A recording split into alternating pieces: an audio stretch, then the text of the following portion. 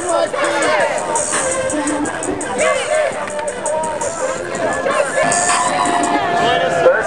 a stand with these high school students. Don't stand on the sidelines, stand on the stairs. I want to ask y'all back here to stand up here with us and join us if you're young.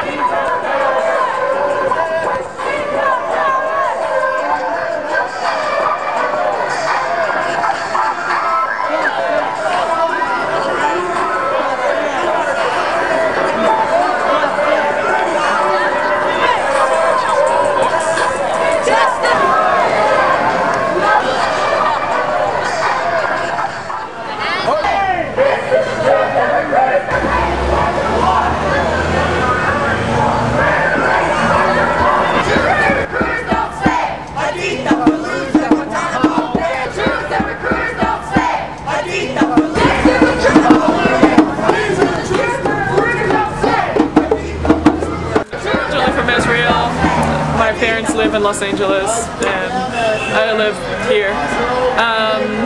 What do I think of the protest? I think that it's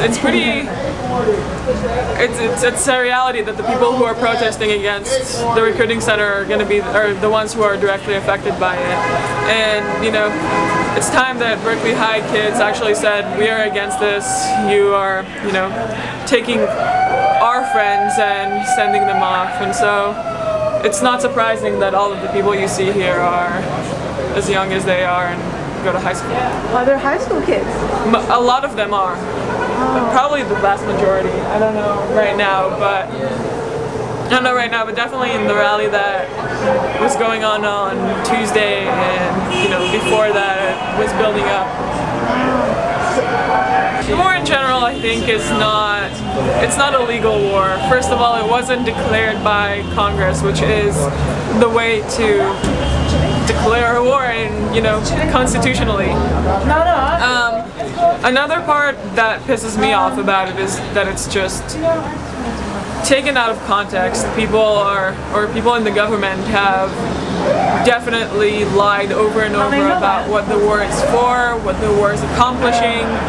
And I think it was a big mistake that now is going to cost a lot.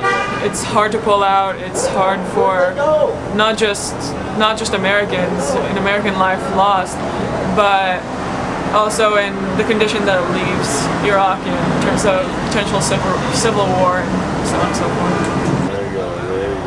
I mean, I think that at this point, I mean, the big rallies have been going on for so long. I know I've been going to them for 5 years, or yeah, almost 5 years now, right? Before the war started, we've been rallying against it.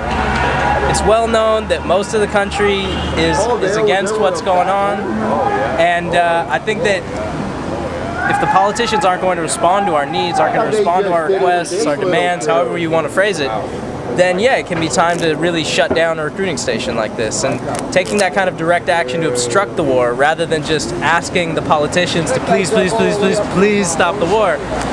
I see that as a natural development from how things have been going. I'm an organizer with the World Can't Wait, Drive Out the Bush regime in the San Francisco Bay Area.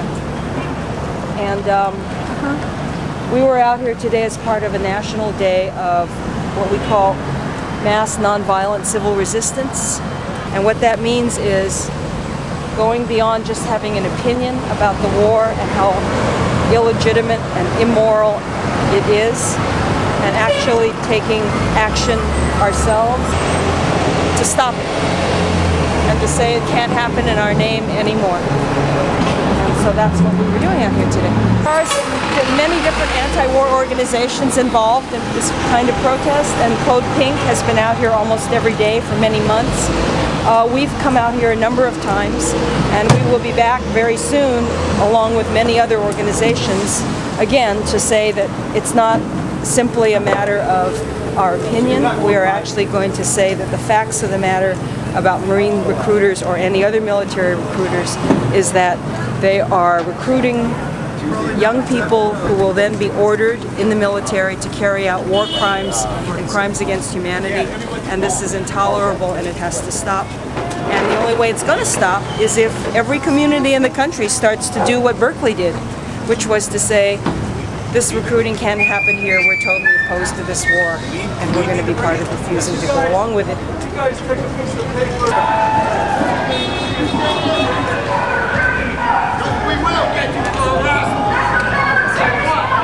We're responding.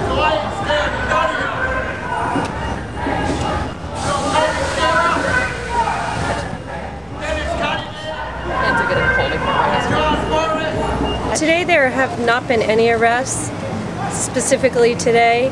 This particular group got a special permit from the city of Berkeley to have this demonstration today at the Marine Recruiting Center. Oh, which group was that? World Can't Wait, which is the folks that you see that are donning the orange. They got a permit between 10 and 2 to have amplified music, but they planned to demonstrate between 7 a.m. and 7 p.m. tonight. I will say this, there are people who are committed to these causes, and they honestly believe that the actions that we're taking in Iraq are meant to defend our nation, and they dearly regret, they deeply feel the loss of their loved ones and the devastation to their families, and I sympathize with that. I think we should support anyone who has suffered that kind of loss. However, I don't think we should encourage any more young people to go participate in an immoral and illegal by the rules of the Geneva Convention war. It's a horrendous act that our country has taken. I think it's horrendous. The Geneva Convention lists war crimes, and the very most severe war crime is aggression against a nation that has not attacked you. We did exactly that in Iraq. Nobody is saying that Iraq attacked us. Nobody is saying they had the capacity to even do so had they wanted to do it. This is part of the mental illness. This is a profoundly important issue, and I think a profoundly important moment in American history. Nations that have done this before in the past, we have very vigorously condemned. We have said this is just not acceptable in modern civilization. We do not invade other countries because we want to, and that's what we did here. So again, the actions of these people, I think, are very courageous and very necessary, and God love them for having the commitment and the creativity and the good nature to keep at it day after day as they do. I love hanging around Medea Benjamin because she is just such a light-hearted spirit, a wonderful, warm person, great sense of humor, and yet underneath it all she has the commitment of a giant. She has inspired so many people, so many good people in this nation and even around the world to oppose military aggression, which is exactly what this is. And the location of this Marine Recruiting Center here is something that does lend an aura of acceptability to the whole war and the whole recruiting process, and I think it's an appropriate location to bring this discussion to. And that's a key word, is discussion. One of the great things that these recent actions have done is they've gotten people to start talking about the war in ways they haven't done for years. I heard more discussions about issues of this war and occupation, really, which is what it is now. It's not a war, it's now an occupation of another country. I heard more discussions about this issue in that one day, in 6 hours, than I heard in the last 2 years. In the last 2 years.